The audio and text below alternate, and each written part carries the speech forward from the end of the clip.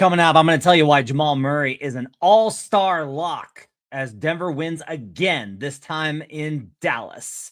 This is Locked On Nuggets.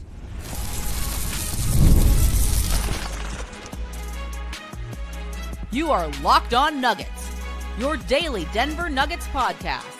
Part of the Locked On Podcast Network, your team every day. Welcome to Locked On Nuggets, your daily Denver Nuggets podcast, part of the Locked On Podcast Network, your team every day. Thanks for joining us every day, being one of our Mile High Maniacs, being part of our community, making us your first listen, and enjoying us Monday through Friday. We appreciate you being an everydayer, especially if you're part of our Everydayers Club, which you can sign up for at lockedonnuggets.supercast.com. My name is Matt Moore. I've been covering the Denver Nuggets as a credentialed reporter for 14 seasons. I write at Fansided, Hardwood Paroxysm, and the Denver Dig. I'm also on Locked On NBA Daily and a betting podcast called Buckets. On today's show, we'll talk about the Denver Nuggets win over the Dallas Mavericks as they go back-to-back versus the Pelicans and the Mavs without Nikola Jokic, without Christian Brown, without Cam Johnson. As Jamal Murray continues to do what he does, I'm going to tell you why he's an all-star lock. I'm going to tell you about Payton Watson having another great game, and I'm going to tell you why maybe we should be talking a little bit more about Aaron Gordon, who was an absolute monster tonight. And I'm going to tell you about how the Nuggets were able to absolutely shut down the annoying factor that had cost them 2 games versus a really bad Dallas Mavericks team. Appreciate you guys being with us here on a Wednesday night, Thursday morning, if you're listening on the podcast. All right, let's get into it here. We got lots of folks in the chat as well. All right.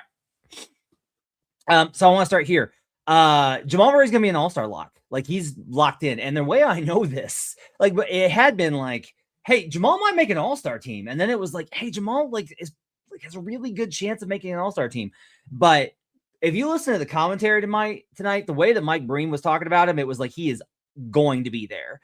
And I really hope that history remembers it fondly in terms of that he's not going to get in because of the world versus USA element. Instead, that like Jamal's just an all-star. Like if we were just doing our normal selection process, Jamal would be an all-star this season. He has been absolutely phenomenal, and he was terrific again on this back-to-back spot on Wednesday night, as Murray goes for 33 points, 13 of 24 from the floor, 2 of 6 from 3, 5 of 5 from the line, 5 assists, only 3 turnovers, plus minus a 10. Just great night for Jamal Murray. He was making the right plays, the right reads. He actually probably should have had about 3 to 4 more assists.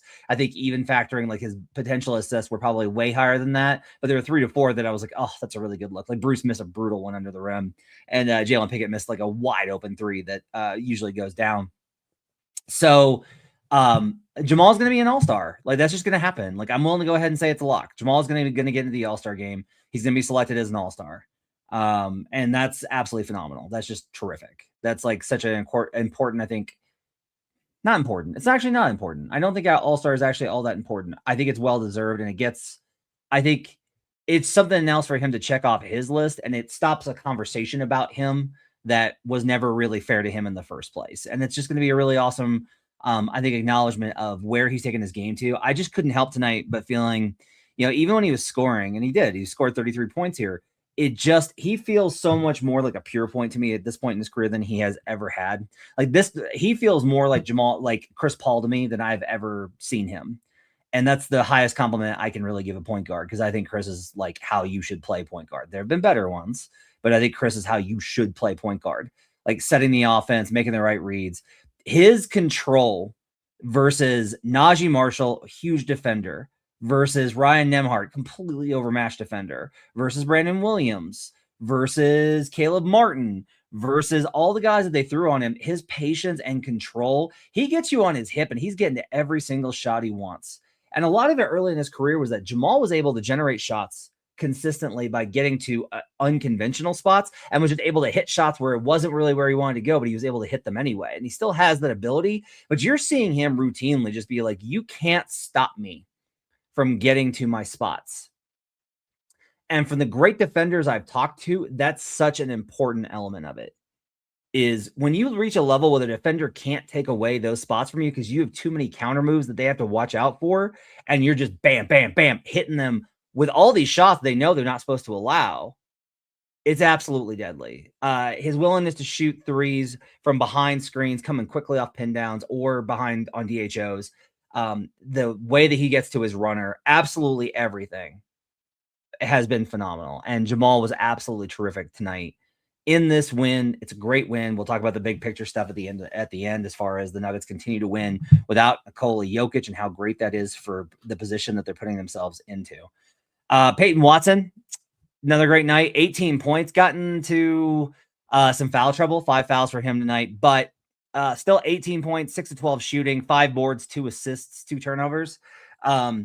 I thought Payton was actually really good defensively. I thought he made a lot of really good challenges. And he was like cooking PJ Washington in the first half. Like, he was absolutely taking what is considered to be a very good, big, rangy defender, and he was just beating him. And the ability for Payton to get downhill, to get that first step and collapse the defense with that, now having Payton able to do that when Jamal is spotting and the shooting that they have with THJ, it just fundamentally reshapes everything, because the Mavericks were still trying their defense that they've been using for 2 years, which is, we're just going to clog the paint and hope that voodoo gets us for you to miss threes. And there was one sequence in the second half where Payton made an absolutely phenomenal two-handed throw jump pass to Maul in the corner. Like, it was absolutely picture perfect. And like, that's the type of play that I think is such a huge difference maker. I love that more than his individual. Like, he shot one where the guy was like right up in his grill. That first corner 3 he hit, I was like, the guy's like right there. And Payton just like KD'd it. He's just like, nope, don't care. I don't know if those will hold. I know that his jump pass to Jamal will hold, because he's going to get that first step and he's going to be able to deliver that pass. That was a great play by Payton Watson. And then just his ability to kind of finagle and move through the lane. He has improved so much with his ability to get shots and draw fouls without having his balance. Like, there's 2 ways you can kind of attack. You can always have your balance, where it's like he's always balanced. Or you could be like Payton, where it's like he's always like turning completely sideways and still getting his hand out to force these fouls and be able to draw it. Like, it's absolutely just been a terrific performance. So I thought the Payton was really good in this game. This is 2 out of 3 where he hasn't had 20. I'm not necessarily thinking that like he's not slowing down. He was 6 of 12 tonight, 2 of 5 from 3. The fouls were the biggest reason he didn't get there tonight. But it is 2 out of 3 where he didn't get 20, and that's okay, because I want to see Payton scale. Like, I want to see Payton have 18 when AG does what he does, which we're going to talk about that next. And when Jamal has 33 and you are still playing a low scoring game, I want to see that, because that's what's going to determine whether or not Payton can carry his success forward with this Nuggets team. And I think that that's really important. Coming up, we're going to talk about Aaron Gordon and what I saw from him tonight, as well as why Ryan Nembhard didn't have as another annoying little outlier game. And the reason is 2 words. It's Zeke Naji. We'll talk about that coming up. But first, this from my good buddy, John Corrales. You know, I carry a lot of responsibility in my household. If something happened to me, there would be serious consequences. We have a mortgage. We got tuition. We got everyday bills. Those aren't going anywhere if something happens to me. And I know that's an overwhelming feeling, but I'm taking steps to protect my family by getting life insurance through Ethos. Ethos makes getting life insurance fast, easy, and 100% online. You can get a quote in seconds, apply in minutes, and get same-day coverage. There's no medical exam. You just answer a few simple health questions. You can get up to $3 million in coverage. Some policies are as low as $30 a month. And as of March 2025, Business Insider named Ethos the #1 no medical exam instant life insurance provider. Ethos has 4.8 out of 5 stars on Trustpilot with over 3,000 reviews. Protect your family with life insurance from Ethos now by going to ethos.com/lockdownnba. In as little as 10 minutes, you can get your free quote and up to $3 million in coverage at ethos.com/lockdownnba. That's ethos.com/lockdownnba. Ethos.com/lockdownnba. Application times and rates may vary.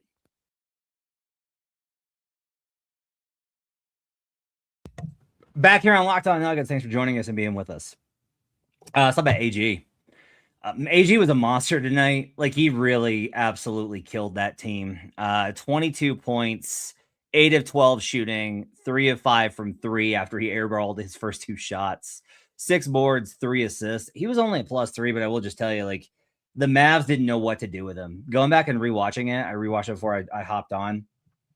There were so many possessions where the Mavericks were just constantly scrambling because they tried, especially when THJ got hot, then they were like, all right, we have to start blitzing on the perimeter. So they tried blitzing Jamal and THJ. And then Gordon's in the short roll. If you put Aaron in that short roll position now, he is as good as anybody in the league. This was something that Draymond Green has killed teams with through the years, and AG has learned so much from that Warrior series and adapted so many of the things that Draymond does. He is so killer at, and he's actually better than Draymond, I think, in this aspect. There was a couple of plays where he just finished through. He just finished through the contact. Guy makes a short roll, but he's not in position enough to be able to contest and stop AG. So AG just finishes right through him and just makes a bucket over him because AG is strong as hell. And that really helps. AG really, I think tonight showed like what he's able to do from all three levels. Offensively, passing on the inside, cutting on the inside, the outside shot obviously dropping. He's been absolutely phenomenal for this team for so long, and he was really great tonight. This is a really great AG game. I was really impressed with that. So the thing that killed me in the first two games was that Ryan Nembhard, of all people, was absolutely killing them in the first two games, and it drove me nuts. Ryan Nembhard is not a bad player. He's not. He's going to be an okay guard in this league. He's 5'11". That's hard to kind of keep a long-term career with. But he battled to earn his way onto the floor, and he deserves a lot of respect for that. However, the Nuggets in the first two games let him do whatever, and it drove me crazy. That's why those two games were, to me, the worst losses of the season. The Nuggets gave up 28 to him earlier this season on December 1st. And they gave up another 11 points to him in the other loss, which were absolutely crucial buckets and 7 assists. And he was a plus 24 in that game. And it was killing me. I was like, how are you getting beat this way? And what was killing me was that when you had Jonas and Jokic, they were playing drop coverage like one does when you have those bigs. And Nembhard was still attacking the rim and scoring at the rim over those guys. And that's the one thing you should not allow. So I was really interested to see what would happen tonight, given that the Nuggets are not playing drop because they have no centers left. So they're like, well, the upside here is that we can switch. And it was Aaron Gordon, it was Spencer Jones, but it was also a lot of Zeke Naji. And their ability to just switch, and they tried later to get Nembhard going by running guard switches. And so Jamal just took him, and Jamal just defended him, just handled him. But Zeke did absolutely awesome in his job of both switching and showing help and then recovering.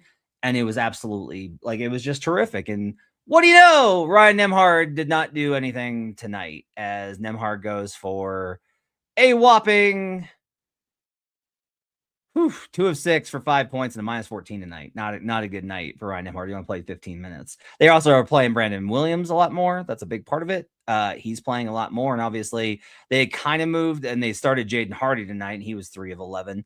One thing I do want to know is Cooper Flag got hurt 15 minutes into this game. That sucks. That made it a lot harder on the Mavericks. He's their best player, obviously, even with as good as PJ Washington is. And I thought Najee Marshall was great tonight, 24 points, 9 to 16. He's a big body, and he was making his presence felt, but still Flag being out, I think does kind of change the course, but they're also so banged up. No AD, no Kyrie, they know their season's over, but the Nuggets still this team has still fought, and they've gotten various wins. The Mavericks, one thing that they've done is they've gotten surprise wins versus a lot of the good teams in the West, including Denver twice. So this was a game that I was kind of man, this one on the back-to-back might be tough, but the Nuggets just handled business, and they deserve a lot of credit for that. Going back to the defense, I wanted to note this. So the Denver Nuggets, before Jokic went down, had the 29th ranked pick and roll defense versus ball handlers in the league. Their defense versus pick and roll when they kick out is actually pretty good, because that's part of the scheme, is that they're well designed in terms of how they have managed their closeouts this season. It doesn't feel like it, but I promise you it's true. They actually have done a phenomenal job at limiting spot up shots and contesting them. But the cost of that is that they've allowed all these guards, De'Aaron Fox, Stephon Castle, Russell Westbrook, Ryan Nembhard. These guys have gotten downhill and killed them. So I decided to go ahead and look it up because I was just curious. Over on Synergy Sports, in the last 10 games, which includes that terrible game versus Miami, Miami doesn't really screen a whole lot. Denver is only giving up a 0.89 points per possession mark for in pick and roll versus the ball handler. So if you're like, I don't know what that means, which I do not blame you for. On the season, they're averaging 0.947. They've trimmed off about 5 points per 100 possessions over this last 10 games. This is like, none of this is, oh man, like it's Joker. That's really not what it is. It's their ability to play different styles of defense. And the one thing that switching really messes up is pick and roll attack with the ball handler. Because the guy no longer has an advantageous he doesn't have space. He's not coming off a pick and seeing, he doesn't have the option for the floater or the pull-up J. It just limits your options. You got to attack guys one-on-one. And even if they're bad defenders, you'll usually have a harder time scoring in what is effectively isolation. Your numbers are always going to be lower than coming off clean. This is all to say mostly that when I talked about how some of the problems with the defense, like I was right about that. But they're also going to be better when they come back. And if Zeke's able to stay in the rotation, that's huge, because then you have this option you can kind of go to. Because one of the things that we've been talking about internally in the chat is, okay, can you, in the playoffs, if you're facing the right team, I think you don't have to go to Jonas. I think Jonas will be okay if he doesn't. I don't think there's going to be a problem. I think there's going to be times when you're going to want Jonas, but there might be times when you want to go switch and go small. And with the way Zeke's playing, it opens up that possibility, especially if you're able to play Aaron and or Spencer next to him. It just compensates for the rebounding size and all. It helps you. That's the big problem they've had in the past, is like Zeke would switch out and then no one rebounds. But they have bigger bodies now to be able to, I think, rebound a little bit better. So I think that's really kind of something that's effective that they're learning. I think it's this process has gone about as well as you could possibly imagine, given how many starters are out and how sick they've been and how brutal it's been. They've learned things about their team. They've gotten the star jump from Payton. Jamal has led the way. They've gotten contributions from Jalen Pickett and Zeke Naji. They've learned what works, what lineup combos work, and what sets and actions and all these types of things. It's just, they've learned a lot. If they didn't want to go through this, it's taken a toll. It has taken a toll, but it hasn't been completely negative given what they've done and their ability to do this. So it's been really impressive. Coming up, I want to talk about how I kind of see the results of this playing out in the standings long term. And then also, we got an update on Joker today from Shams Charania. We'll talk about that coming up on Locked On Nuggets. The new year's here, and it's the perfect time to reset your routine and refresh your space. If you're spending more time at home, you might as well love how it looks and feels. That's why you should turn to Wayfair. It's a one-stop shop for getting your home back on track. From bedding and mattresses to storage solutions for every room, Wayfair makes it easy to start the year fresh. One of the things I really love to do is just periodically just change up where you've got the furniture in a room. It's so great to have a different look. If you've got the ability to move stuff around and just get a different feel, it can really kind of invigorate the space. And I think that that's really great. My wife, who's an absolutely expert decorator, you can see her work behind me.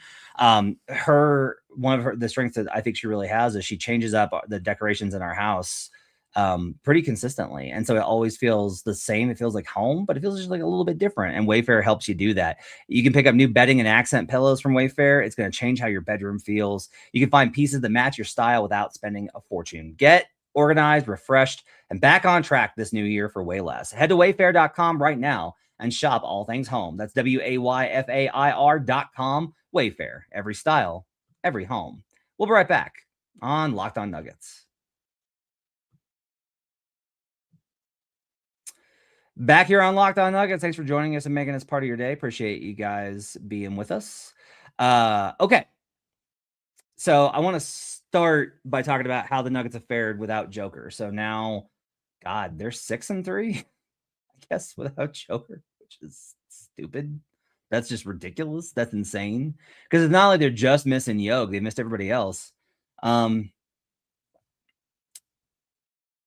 also kind of want to note for future reference, one thing that's happened throughout my time here at Locked On Nuggets is that Joker will miss a game every now and again, and the team will look really, really terrible. And everyone will say, without Joker, they're trash and garbage, and no one is good, and it's just Joker. And it was really frustrating for me because I see how much work these guys put in and how skilled they are.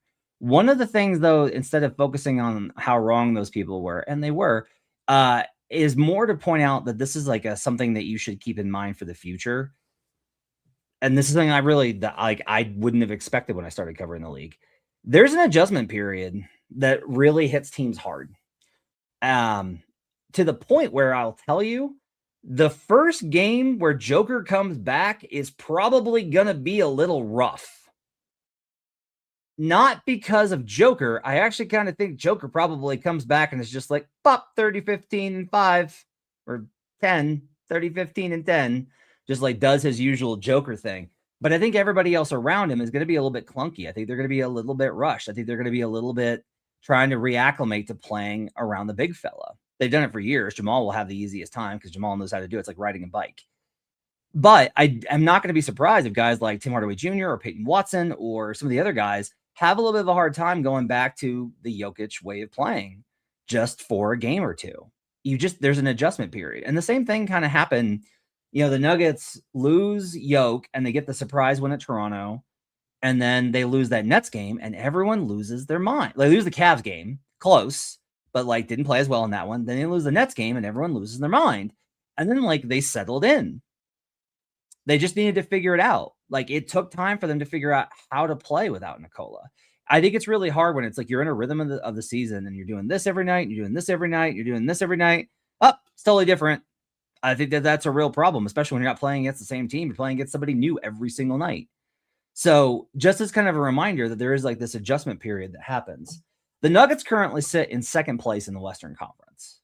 They are still in second after Jokic has been out for this length of time. That is unfreaking believable. That is so wild. Even I, who was they're going to win some games, when everyone kind of thought they were never going to win again. Even I am this is preposterous. For them to be 28-13, they got to go 12-6 to hit 40-20. If you don't know, you want to win 40 games before 20 losses. If you hit 40 wins in 59 games, 90% of NBA champions have done that. It's a threshold thing. It's less a matter of if you do it, you win the title. And it's more a matter of if you don't do it, you probably don't win the title. That's going to be tough. Still going to be tough. But they've won 3 in a row. They're getting it done. They're figuring this out. And one thing I did say was that, hey, not everybody in the Western Conference is going to play awesome in this stretch either. And what do you know? The Houston Rockets are all the way down in 6th and are still a game back in the loss column. Now, they're just a game back. This is important. It's hey, Denver's in 2nd. What's the difference between them and the play-in? 3 games. That's it. That's how it goes. But to do this, for it to not be that they have to make up ground, they don't have to have the insane march that I think they can have with the amount of home games that they have, because this team has done well enough to hold themselves above water. They have done well enough and played well enough together on both sides of the basketball and found ways to win every night to put themselves in this position where if Yoke comes back and they surge, then they're going to finish in that 2-3 slot, which I think is really relevant. Now, there's upsides and downsides to it because you need a top 3 seed in order to win the title. Only 2 teams in NBA history have ever won the title without a top 3 seed, the 1969 Boston Celtics and the 1995 Houston Rockets. However, it is looking increasingly likely that the 3 seed will be either the San Antonio Spurs or the Minnesota Timberwolves. Now, the Nuggets, I think, have a much better matchup versus the Timberwolves this year, and we've seen that in their matchups. Still going to be tough. Like, that would still be a tough matchup. Ant, as you know, is a problem. Rudy, as you know, is a problem. Jaden McDaniels, as you know, is a problem. And your old friend Bones Highland would love nothing more than to knock Denver out. But, you know, San Antonio, I think, is actually the bigger concern here with their ability to get downhill. That's a scary team. But Denver's better than both of those teams. And that would mean that the San Antonio, or the Oklahoma City Thunder would have to go through either the Minnesota Timberwolves, the Los Angeles Lakers, or the Houston Rockets, most likely. That is a bracket you want. I'm already starting to look at the bracket. It's not too early. We are halfway through the season. Finally, before we get out of here, Shams Charania reported on Wednesday that Nikola Jokic has resumed on-court activities. Okay. So, when's he coming back? All right. I said when he got hurt, I expect him back before the 4 weeks. I am sticking to that. I still think that he is back 3.5 to 4 weeks. So not the upcoming game against the Los Angeles Lakers, but the game after that versus the Washington Wizards on the 22nd seems like a pretty good spot. It's at the Wizards, so he wouldn't come back for a home game. I'm sure he would love to get back for the Lakers game. I think it's like he almost gets back for the Lakers game, doesn't make it, and then is back for the Wizards game. That's where I will officially say. The Nuggets would still say he'll be reevaluated in 2 weeks, which is right before the Pistons game. You're just going to see a big push and pull here internally. It's very like Jokic resuming basketball activities this soon is pretty evident. And like, bear in mind that last week, David Adelman was like, yeah, he hasn't even started doing on-court stuff. He's just doing mobility. That's, he's just kind of getting moving, making good progress. He's going to want to get back. The training staff is going to try and keep him out that full 4 weeks, and it will be a battle between what Yoke wants and them, and it'll be a battle of wills and posturing and all of that. And ultimately, I expect Nikola to win and be like, no, I'm good. Thank you. I will play now. Like, I just think that's how it's going to go. Hurricane says he's not coming back on the road. I don't know about that. We'll see. So either way, it's looking more likely that he is back definitively before the end of January than after. Like one of the things I like to do is check my AccuWeather forecast on my app, and it shows me the snow totals when it's like, hey, there's a 35% chance of 2 to 4 inches, and there is a 17% chance of more than that with the two other ones combined. And then I'm measuring, are we gonna get more than that band or less than that band? Like, how much is that breakdown? I think we're now shifting into where it's like there's less than I would say there's less than a 33% chance, just slightly less than a 33% chance that he takes more than 4 weeks, that the injuries last into All-Star. Now, he can suffer a setback. He can not recover well after a day of working out. Like, all these things can happen, and it can push him into All-Star. That can happen. It just is seeming a lot more that he is absolutely going to be back by the end of January. The Pistons game is 4 weeks exactly. So there's people that have predicted that. That's totally fine. BTH Nuggets says a week before Thunder would be ideal. That makes sense. That does. I do think he will try and get back for the Lakers game. I just don't think he's going to be able to get cleared by then. I just don't think I think that's what the staff is like, no. Either way, I'm just not going to be surprised if Nikola Jokic is back before we expect, because he's a tank. And it was good news today. It was all good news. And certain people that podcast on this show should not be such worrywarts, especially when it's like he's on timeline and that person thought that there was like cause for concern. It's crazy. Otherwise, great win by the Nuggets. I thought this was just a solid win. They've beaten bad teams, but look, man, you don't get to choose. And this schedule in January has not been forgiving. This has been a real dose of adversity. And I want to talk about that really briefly. I always think the teams need to go through adversity. If it's too easy, I think it catches you. I think the Thunder honestly found that out last year. I think OKC, it was like, this is so easy. We're just never going to lose. And then didn't really hit any adversity at any point. Rolled the Grizzlies. And then really got caught in that game 1 versus Denver. And then especially in that game 3 versus Denver. You could tell they were shook and they almost spiraled.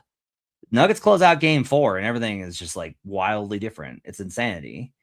The Nuggets, I think this season hit adversity and then more adversity and then more adversity. Like first it was CV and AG, and then it was Yoke and Cam, and then it was Yoke and Cam and AG and CB and Jamal.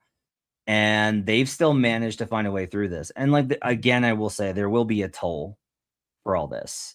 These are hard minutes that these guys are playing, Jamal in particular. So now the goal becomes, okay, your schedule is easy through the rest of this month. Keep doing what you're doing.